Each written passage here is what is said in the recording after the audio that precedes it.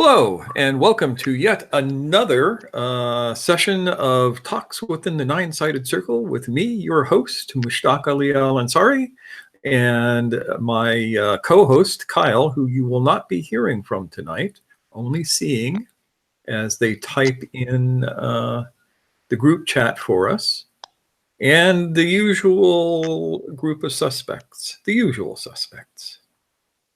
And Maxime, who is the person who asked the question that got us going this evening, and is here for the very first time.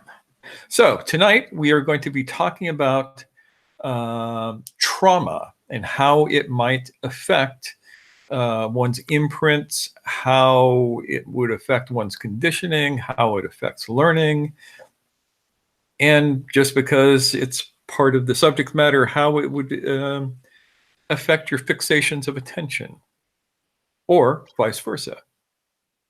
And as you know, people respond differently to any kind of negative stimulus. You know, something that would crush one person would be something that another person would just brush off like water off a duck's back. And I always found that interesting because it makes me ask, what is it that causes a person to be resilient against trauma, and what is it that causes a person to be susceptible to trauma?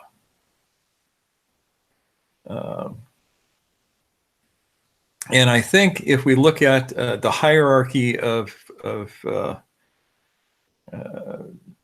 effects upon the person, starting with imprinting, how you take the basic imprints, the first four especially, will tell us how you deal with any traumatic situation. If, take for instance, you have a very negative imprint at the first level, at the first circuit, at the biosurvival circuit, as it's usually called, where you basically perceive the world as a negative, dangerous place, and that things are out to hurt you.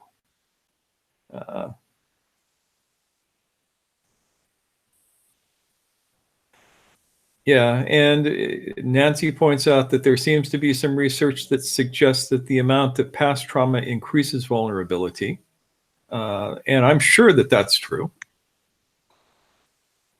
And yet, people will be more resilient to trauma than others. I mean, I've known people who have suffered massive traumas in their life at various different times, and yet are still quite resilient. And I know people who have not had very many traumas at all and are incredibly fragile. So while I'm sure that the number of traumatic experiences that a person has makes you more vulnerable to the effects in some ways, I think that in other ways it might condition you against the effects, if that makes sense. So there is this thing that people do that we call sorting categories. What do you habitually look for in your environment, internal and external? You know, the classic example is the cup half full or is the cup half empty? How do you perceive that? Shane. Hello. Howdy.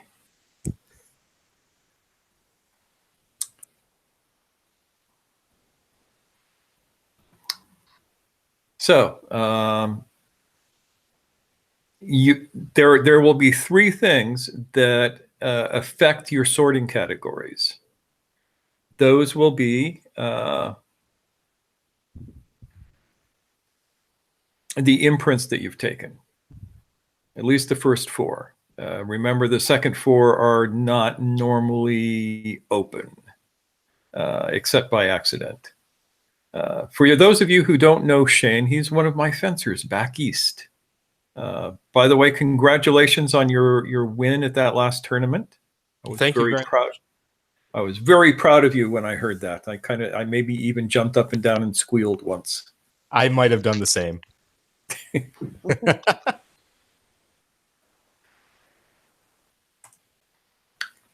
I'm fencing with Adam Franti in Lansing nowadays.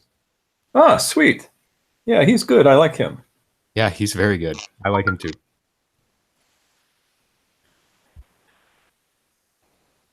So, what creates your sorting categories are these experiences. First and foremost is your imprinting.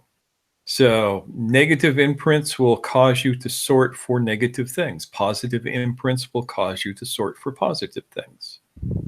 After the imprint comes conditioning. It's not as deep, but it is definitely there.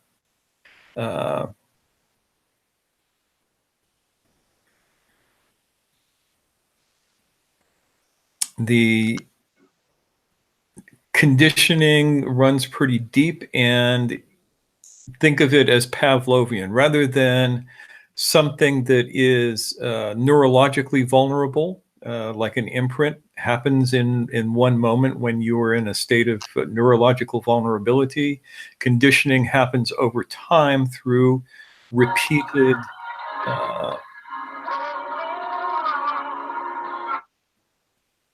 that was odd. Through repeated experience. Pavlov's dogs are the great example of that. The first example that we have in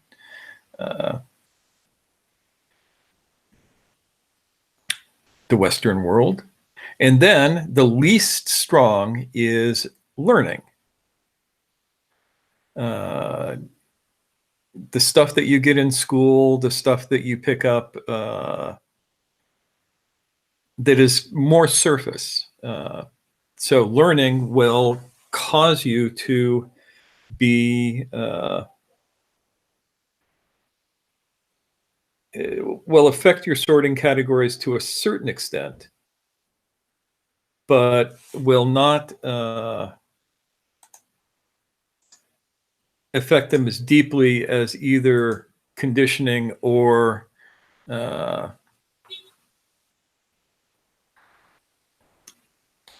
imprinting. So some examples of that.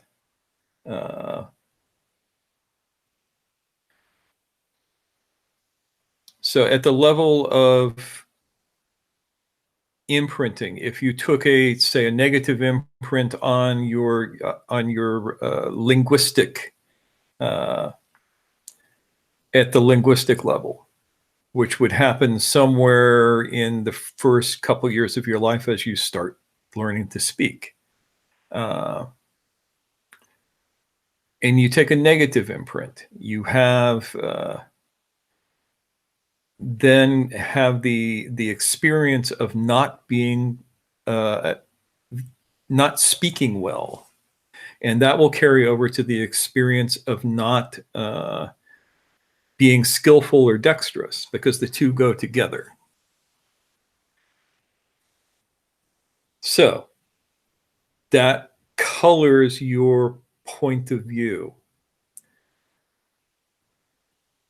At the same time, because of that, if you get a lot of negative feedback from the environment, you start going to school, all of the other kids call you dumb because you don't speak well. All the other kids call you clumsy because you do not, it's hard for you to say catch a ball or things like that. That begins to condition you to a certain state. Eventually, you will develop some pretty deep-rooted habits of how you view yourself. Now, when you, let's say, are traumatized by something, say you have this negative imprint and you are working in a wood shop, and because you have conditioned yourself to believe that you're clumsy, you slip and hurt yourself badly on a power tool. That would be a trauma. And that would go to deeply reinforce the negative conditioning. It's something that you would carry at the somatic level. And the thing about trauma is it tends to manifest at the somatic level first, more than any other, even emotional trauma or even intellectual trauma. So,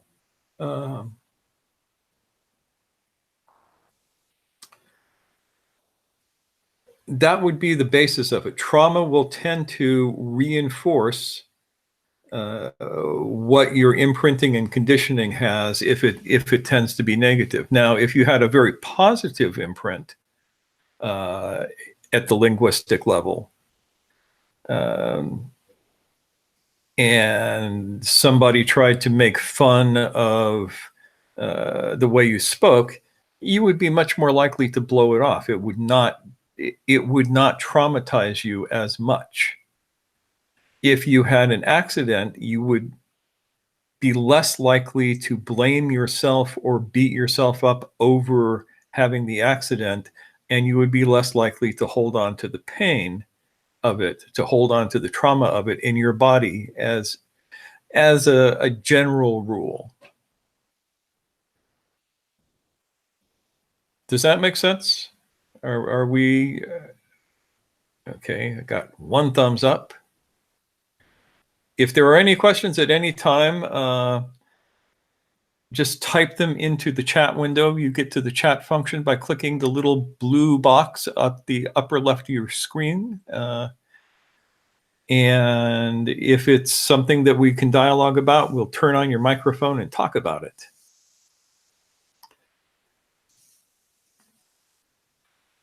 So one of the most important things about imprints and conditioning and can there be negative consequences to a positive imprint? Absolutely. There can definitely be negative consequences to a positive imprint. If you have a positive imprint that makes you think that you can do more than you can actually do, like, I am strong, I am powerful, I can dominate my environment, I will go over and tell that elephant that it must bow down to me. You are about to have a negative yeah, okay.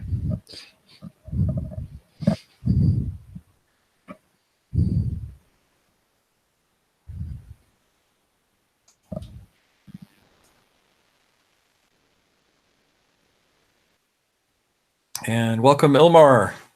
Good to see you again. Yes, I am indestructible. That's a very, very good positive imprint. But again, if that's your sorting category and you are in a place where destructibility might happen, you could be in trouble. So you can definitely have negative consequences from a positive imprint.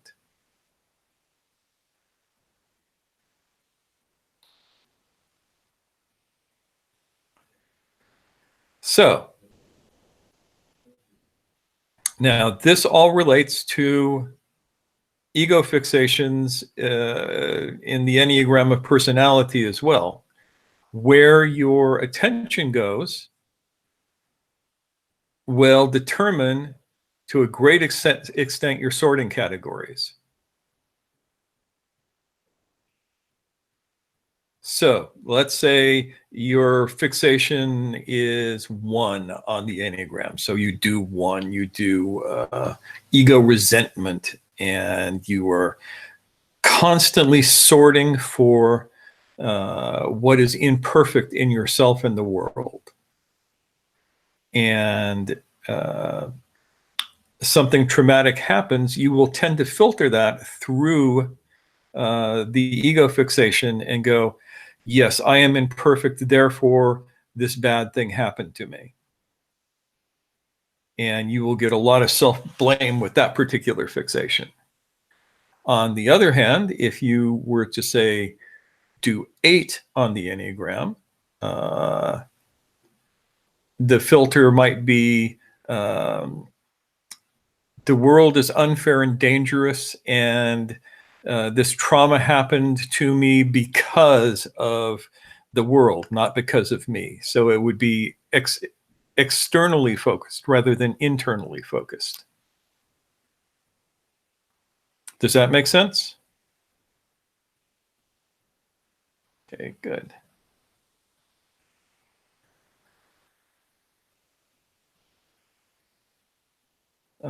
And Ilmar, if you have any questions, type them in to the chat window. You find the button to the chat window over on your far left top of the screen.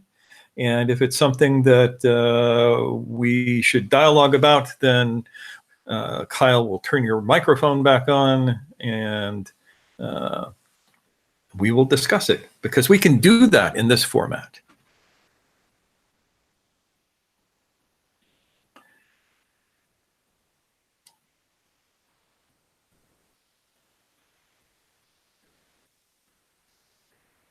So, Maxine, am I coming close to answering your questions, or at least touching on it? Because this is the point where you get to direct the conversation a little bit. So, yes, you can hear me? Yeah, I can hear you now. Okay. I think it's more, for me, it's more about how can imprints that are previously manifested, can they get confused within the person through a trauma that pops up? For example, within the social imprint, for example, due to something that happens to the parent. Do I need to be more specific? Yeah, give me a general example of something. Sorry? Yeah, give me an example that is a little bit more specific. You can make something up. Yeah. For example, let's say that how can the fear of a child increase or deconstruct their relationship with money when the father, for example, goes bankrupt at the age of 16 and they get in a financial crisis and something like that? Okay, that can definitely happen. The question would be there, how traumatic is that for the child? So the child is, say, 16? Yes, like, yeah, something like that. Okay, so the child has gone through at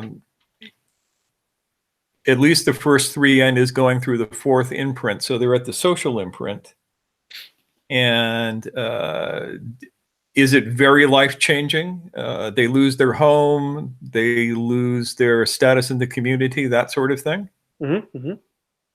Then this could be incredibly traumatic for the child. And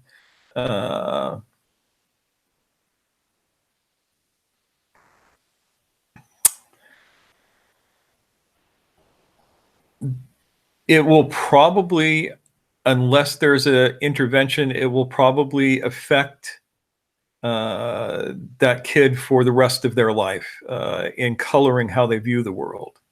And that's the thing about imprinting and conditioning, is that it basically creates a filter that you put over everything. So what if the fourth imprint is already manifested? Let's say, let's put it a bit deeper, maybe a bit earlier. Let's say that the sexual imprint is already manifested. Okay. Yes. And then let's say, for example, that at the age of 16, 17, the father, let's say, or the mother turns to be homosexual. And the child perceives this as a fundamental threat to his own sexuality. Okay. If that is the case, then I would assume that they have taken a negative imprint on their at the level of the Fourth Circuit, at the level of the socio-sexual circuit, because a parent coming out to the family does not have to be traumatic. I've seen it happen any number of times where the kids go, "Oh, we knew that for years." I'm very happy that you finally figured this out. So this will suggest that there is a negative imprint about a sexuality in the child that happened already. Mm-hmm. So then they're sorting criteria for this. There's something in their head that says, oh, my parent being gay is bad. Mm-hmm. For this or that reason. And that would possibly create enough stress to create a trauma. All right. But with another child in the same family, perhaps, they might look at that and, you know, it might be initially upsetting because as human beings, we hate change. But they might go, oh, okay, that's fine. It really doesn't affect me. And I'm happy for you.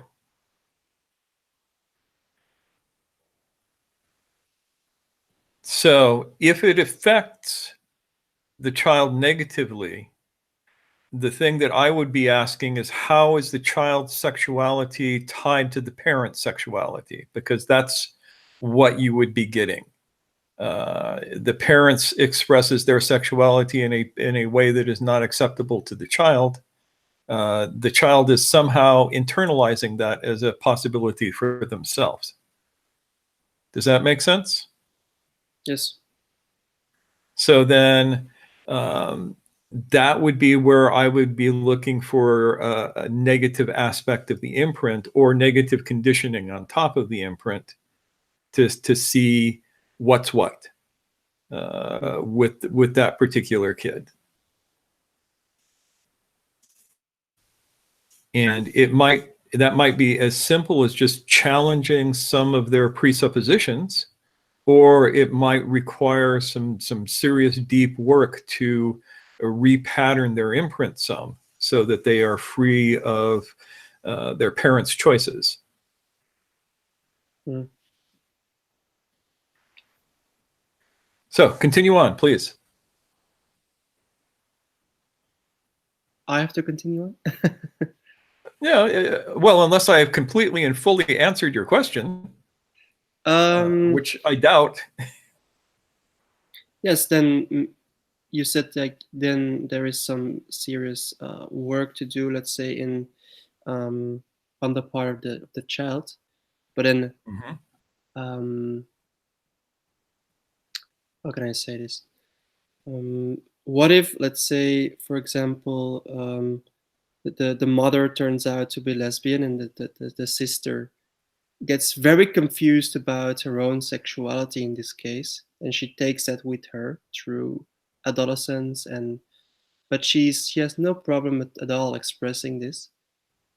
But at a certain moment, she experiences another trauma, which all of a sudden takes her down, like, let's say, a rabbit hole, where this trauma pops up, and it gets like severely imprinted in the brain, where she gets afraid of lesbian people, let's say, and she gets this, like, let's say, like it feels like post-traumatic stress disorder or something. Okay. Like it gets like shocked every time the person gets in contact with the subject. And my only question actually is like, okay, how to deal with the confusion, or how can we cut things loose from each other so that the brain can see things as they are, or the body can feel things as they are? Okay, there will be 3 levels to that work. One level is to see how that experience patterns chronic tension in the body. Mm-hmm. Because all of those sorts of traumatic experiences will change your body. And you begin to look at that and see, I might, if I'm working with this woman, I might say, think about sitting in the same room with somebody who you know is lesbian. And then I would watch their body change. I would watch, maybe some tension come and everything moves around and their head drops and they turtle out a little bit. And I would look at that. And then I would have them relax and take their mind off of it and see which ones of those patterns are evident in their carriage at all times. And then at that level, I would begin correcting that, getting them to free up those sorts of things. The second level is intellectual, to actually have a dialogue about what happens when you do this. How do you do your fear of lesbians? And that's more than intellectual. That will be both intellectual and emotional. But here's the thing. If you know how somebody does their problem,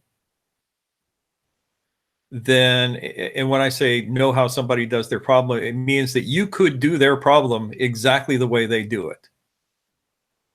Once you know that, it then becomes fairly easy to find a way out of the problem.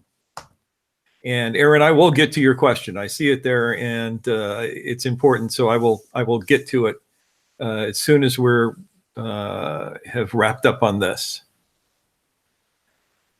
So I would say to this woman, you see this lesbian person there. What happens? What changes in you when you see that?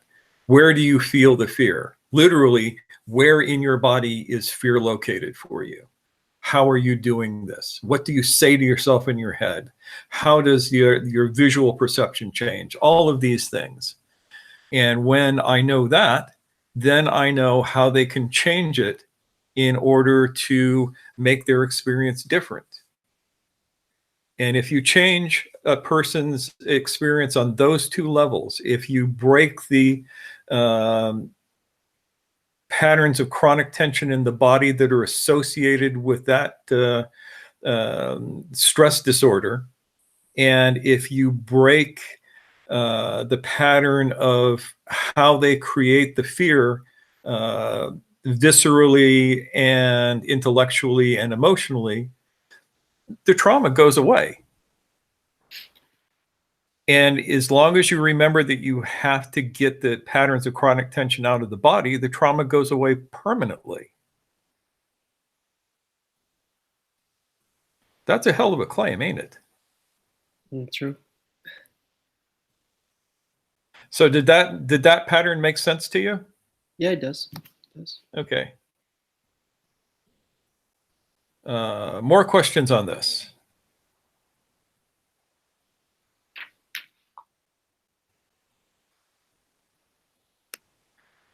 And Maxime, do feel free, if you think that I am incorrect on this, I am totally willing to be wrong. So do bear that in mind. So we have two important questions here. First, Aaron says, where do politics manifest on the imprint continuum? And the answer is the same place that religion does. Politics is just religion where politicians are the deities instead of some guy sitting on a cloud somewhere. They appear, to me at least, to be exactly the same mechanisms. So it has to do with belief systems. And so, for instance, if you take negative imprints on the first three circuits, you'll tend to be a conservative. It creates a state called neophobia, fear of new things. And the thing that conservatives fear is new things, different. I have a very good friend who is extremely conservative, and I mean, he's totally upfront about it.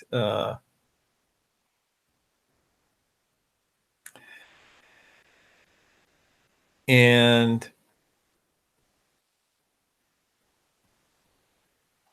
people who like new things will tend to be more on the liberal side. Neophobes versus neophiles, we used to say. So that's how politics tend to manifest. The more negative imprints you get, the more you tend to go towards conservatism, in my experience. Not always, and it will depend a little bit on the imprints. Now, Nancy asks, can a person undo an imprint by themselves? You cannot undo an imprint. You can repattern an imprint. You can do it by yourself. It's very, very hard and somewhat dangerous. But Timothy Leary figured this out back in the early 60s. He said, basically, if you take enough LSD, you create states of imprint vulnerability, and you can re-imprint at those states. And then he went on to demonstrate it in the now infamous, but used to be famous, prison project. And then Ilmar asks, what techniques are effective in repatterning the body from a trauma? Do you need to run out the emotional charge first? Does the intellectual understanding need to come first? Or does the sequence of attack matter? There are several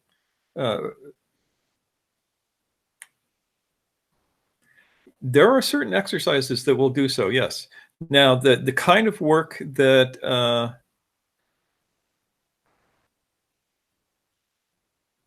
there are certain kinds of work that physically are designed to break down chronic conditioning. Dave does a bunch of stuff in that area. I think that Maxime is working along the same lines, though I don't know him as well.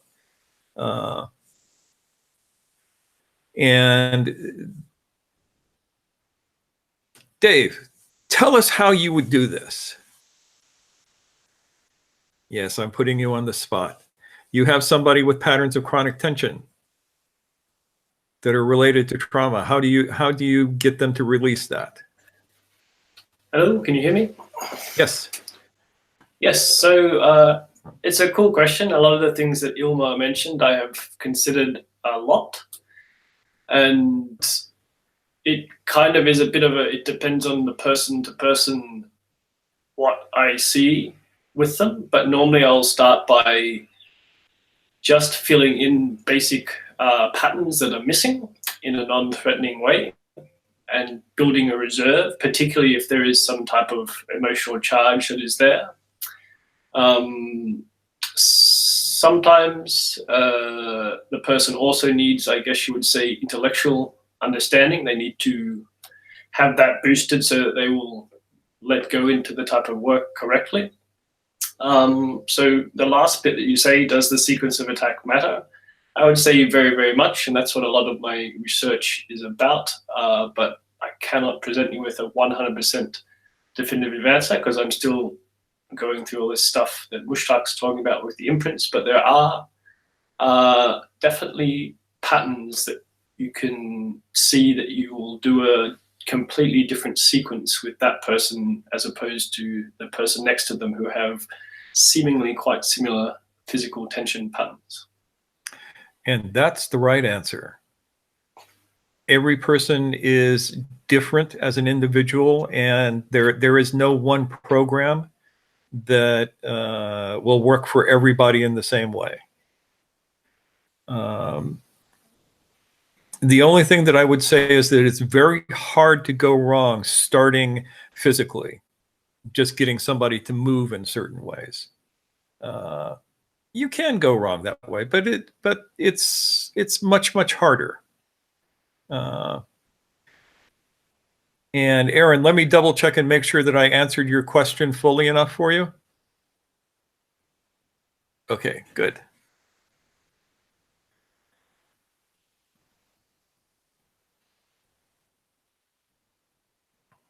So,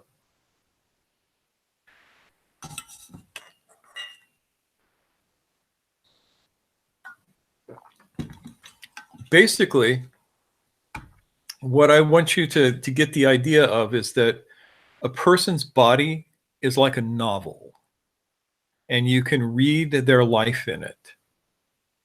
if you know how to read that language. And the cool thing is that unlike a regular novel that you just pick up, you can change how the story you're reading in a person's body ends. You can change how it turns out. And that is a very, very important skill for anybody who is doing serious change work on themselves or on other people. Learn how to read that book, because everything that we're talking about will be reflected in their physicality. Does that make sense?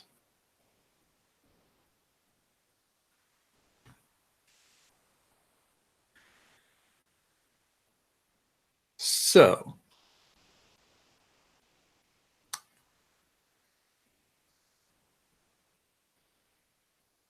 any other questions before I carry on with this subject? Physicality of the immediate posture or the physicality of the lived life up to the present? The physicality of the lived life up to the present. The immediate posture would be the paragraph that you're seeing right now. But a person's entire life will reflect through their physicality. And it tends to happen holistically rather than sequentially. So you have simultaneously every important thing about them is being expressed physically. And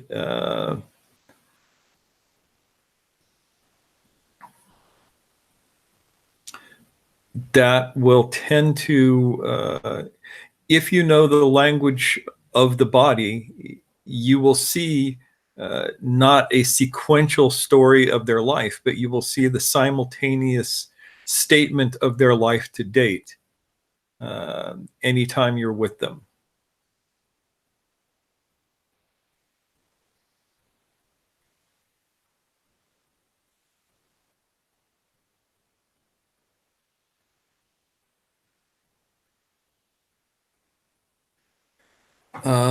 Can I give an example of one such reading? I have to think what I can say that doesn't step on anybody's, doesn't violate confidentiality here. So let me think for a second on how I can.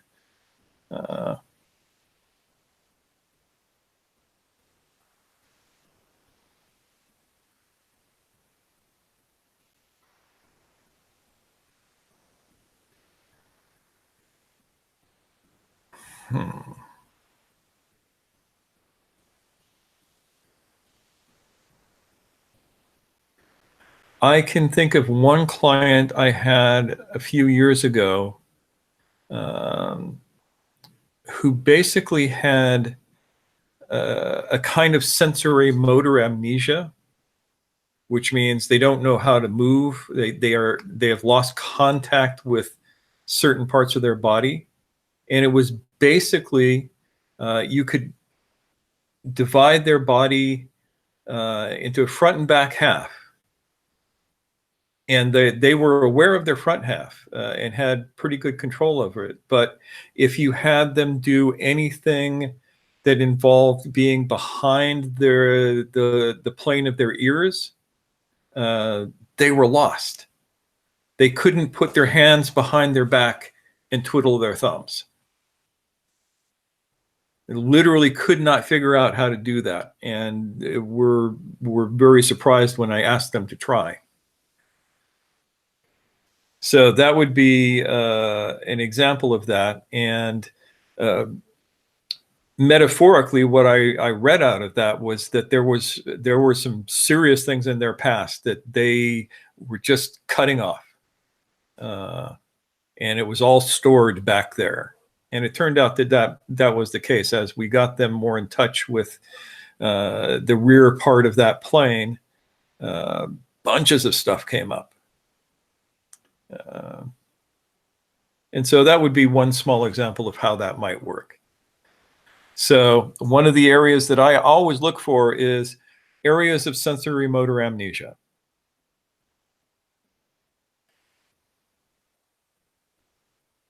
Yeah, where can you not move your body? Where can you not feel your body moving?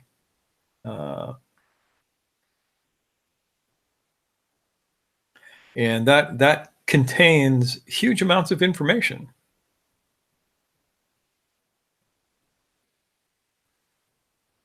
Ilmar, do feel free to turn on your microphone and just ask the questions too. How about the body moving spontaneously like in Kriyas? Okay, first of all, Kriyas are not spontaneous body movements. I'm sorry, that is a misuse of the word invented by Yogananda to talk about this weird phenomena that would happen with his movements. Kriya means the doing of something in Sanskrit. So Kriya Yoga is literally the doing of yoga, and it is something that is outlined very clearly in the first section of the second book of the Yoga Sutras, what it is and isn't.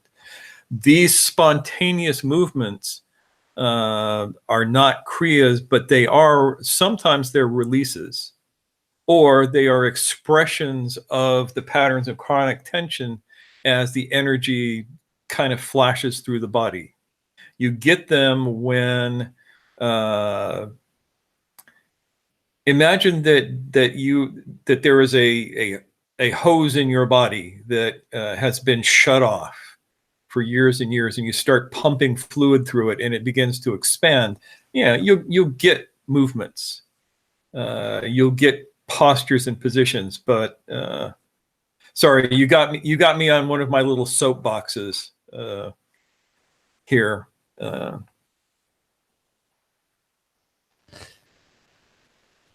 That's fine. I don't object to soapboxes. But let's say you have these spontaneous movements. Is there an advantage to trying? I mean, I find that by attending to them, I can amplify them. Yes. Or I can de-amplify them or suppress them. Is there an advantage to amplifying them? Would that hasten the release of bodily tensions? Usually, strangely enough, they don't usually release bodily tensions. They just express them.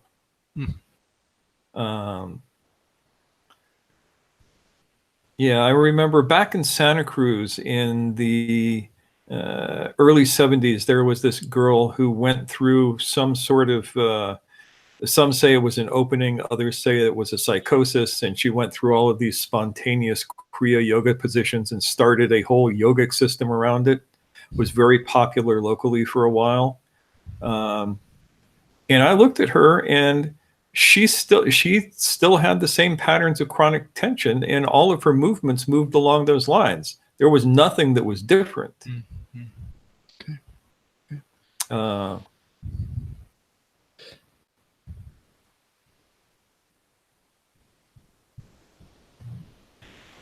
And Dave has a good answer here. Go ahead and talk about it, Dave. Turn your microphone back on.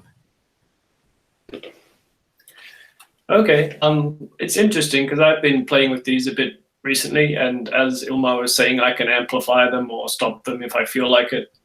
But I find it's just, they quite often happen when I'm doing various lying relaxation practices. And the first time kind of freaked me out. It was funny, but then it's just, for me, a very interesting, it tends to wiggle and move in the areas where I need to do work. So it's a very good indication for me of like, okay, like, that bit is tighter and just under where my awareness is. Like I might have a suspicion that it's there, but it raises the resolution of, it's exactly that structure. And then I will just go away later when it's not doing that, get out of the relaxation exercise and actually work upon that area with a direct method that will get rid of the tension from that area. So it's kind of cool, and like they're fun by themselves. And I feel relaxed afterwards. But I would agree with Mushtaq, and they don't really permanently change the structure, but then I just apply other methods to do that.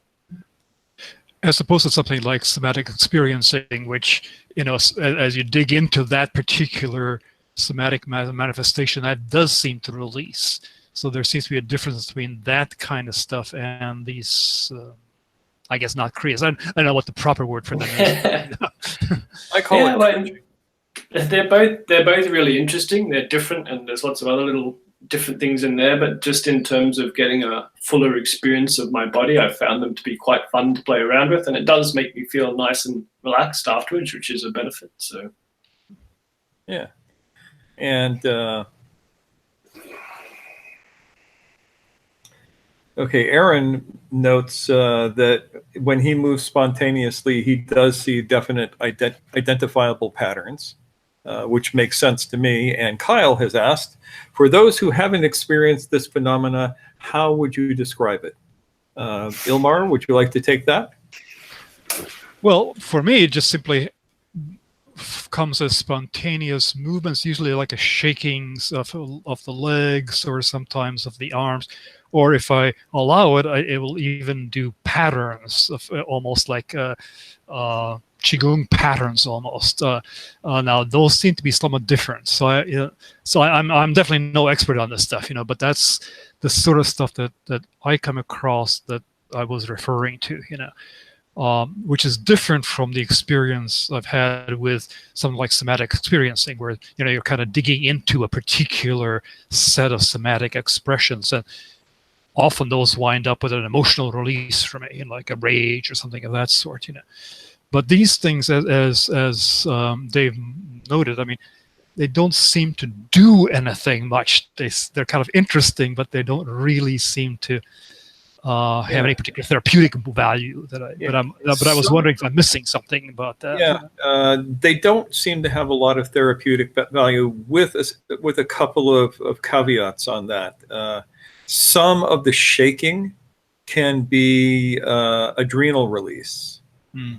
And we see that in all throughout the animal kingdom. A deer is walking through the woods and a wolf comes up and says, "Hi." And the deer goes, "Oh my God, it's a wolf. He's going to eat me." And the adrenal glands pump tons of adrenaline into his system, and he springs out and he runs away, and the wolf can't catch him.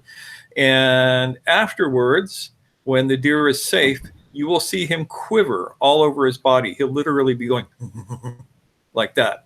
And that is a release to keep from holding that fear in the body. So sometimes that quivering can be small releases. Okay, so if someone is dealing with, say, a heavy childhood trauma, which, let's say contain a lot of fear and stuff like that, is there a way of sort of siphoning off the charge without having to sort of really traumatically relive the thing? Traumatically reliving the thing does not siphon off the charge. Right. It does the opposite of siphoning off the charge. Right. So it's the question is... there are exercises there. I was taught a series of what are called vibration exercises, where you combine breathing with a very fast shaking of the body to begin to discharge some of that. And it's interesting what that does, because the way I learned to do it is that you get your heart rate up to like its maximum. Dave has to take off and go get his kid, which is unfortunate. But he will be able to pick this up later on. So there are ways to physically release the tension of the adrenal response without having to relive the trauma, because reliving the trauma does not release the trauma. Reliving the trauma seats the trauma more deeply into your system. So is that exercise that you were describing, is that kind of like a general purpose exercise? In other words, I mean, presumably the body contains several different sources of trauma, probably. Yeah. And how do you know which one you're siphoning away? Basically, I know this by spending time talking with the person in detail, and sometimes listening to their words and just sometimes watching what they do. There is both art and science to this. And people who are doing this kind of work, like I know Dave has been learning for a long time now how to read people's bodies to see what it is that they're actually saying. So the person will tell you. It's just that they might not tell you in words. Maxime, do you have any thoughts on this? Because you work in sort of the same areas as Dave, I think. I would not put myself next to Dave at all costs. I think he's profoundly more an expert in this field. I can only speak from my personal experience. That's the best kind. Yeah, and I do think that it definitely helps to get your body moving this sort of situation. I don't think I have a particular system or framework in mind for this type of subject. And I would actually wanted to ask you about, because you said that the body projects a huge amount of information to get an understanding of, more understanding of the trauma. But then I was wondering, what is your framework to get that information into a useful thought or a useful analysis? Yes, I'm going to answer that in 7 minutes. In brief, you have to learn the language of the body and, the language of the person's body. Everybody is individual. Everybody is different. But everybody is consistent. So you have the general things that you know that the body will manifest as. And then you have a person. So I'm looking at Kyle, for instance. And I will begin learning her specific body language through basically trial and error, in the same way that a baby learns to speak the language of its parents, by observing and getting feedback until I have her specific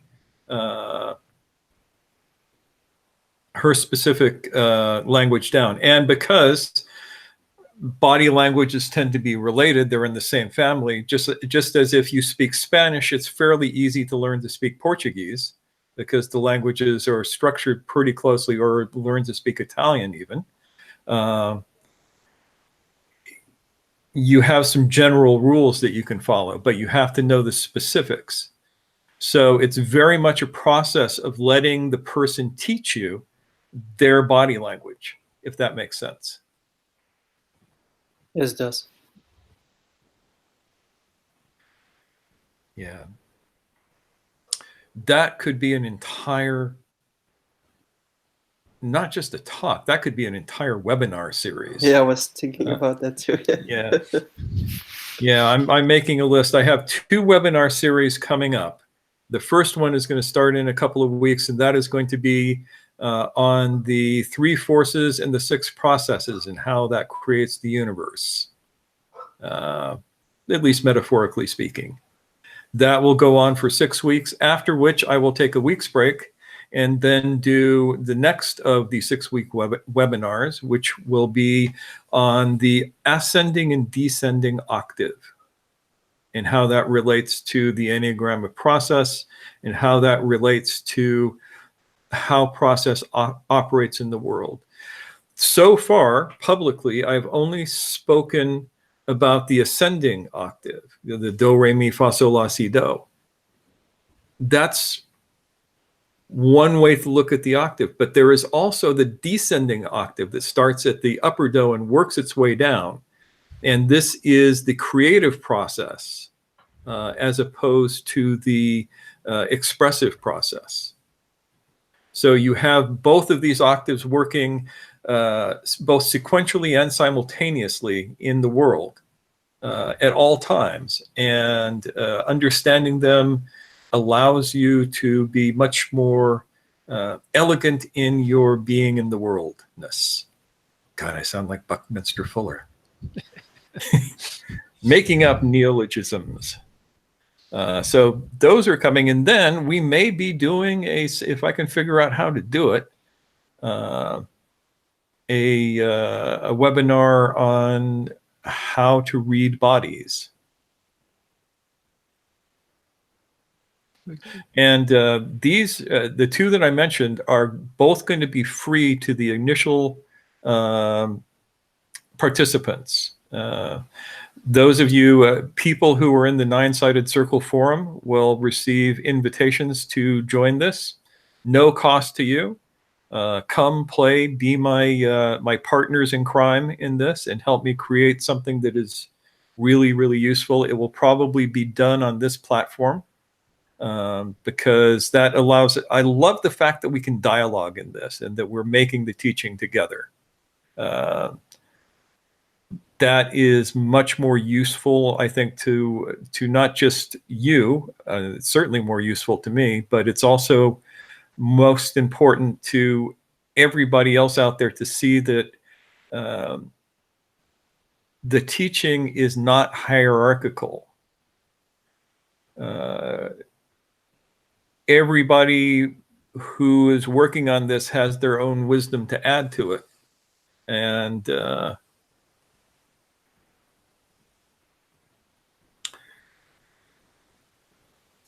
we will be continuing in that way until everybody gets sick of it, because I personally prefer to make you all partners in this as opposed to just front-loading information into you.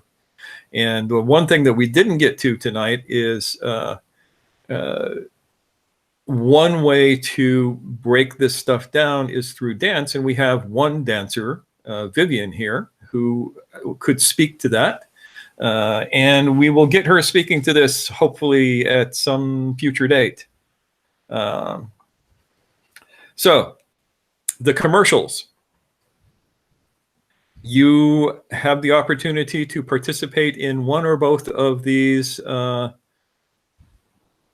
webinars that I'm going to be doing at no cost to you at all. And how much would you pay for that, for a free seminar?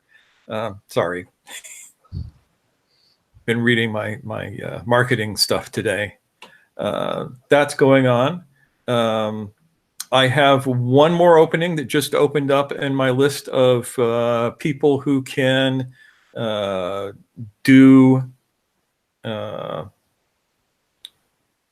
either 4 or 6 chats with me, private consultations at a vastly reduced price. So you are welcome, if anybody who hears this at any time, get in contact with me and we can talk about that. The Ultimate Enneagram is still for sale. There are still infinite numbers of copies of it out there because it's electronic. So we can download it forever. And you will find that at ultimateenneagram.com. Am I forgetting anything? I'm probably forgetting a lot, but it will be enough. Yeah, I was very happy with that as it was. It's just barely scratching the surface of the subject, but you got to start there. So that's why I'm going to be doing the rest of these webinars over the next year, is to flesh out this material. So, any last questions? I think I might have, but I need to let it sink in and digest a little bit before I can truly come up with other questions, I think. Okay, well, let it digest, and perhaps when we talk again, you will have them formulated, and I can either answer them for you or make up plausible lies, depending on what I actually know or don't know. Okay. I will question your lies. Yeah, always question everything I say, because I am just as prone to being wrong as anybody else. And something that is important is that we work here from models. Models are not the truth. Models are just our best approximation of our understanding of the truth that we have in the moment, which means if our understanding changes, the model changes. We do not have a fixed knowledge of the truth here. We do not claim to have the truth. We claim to have models that work in the world. Some better, some not as good. All of them useful. All right. Well, then, I am going to thank you all for participating with me, and we will be doing this again next Sunday, good Lord willing, and creek don't rise. So until then, thank you very much.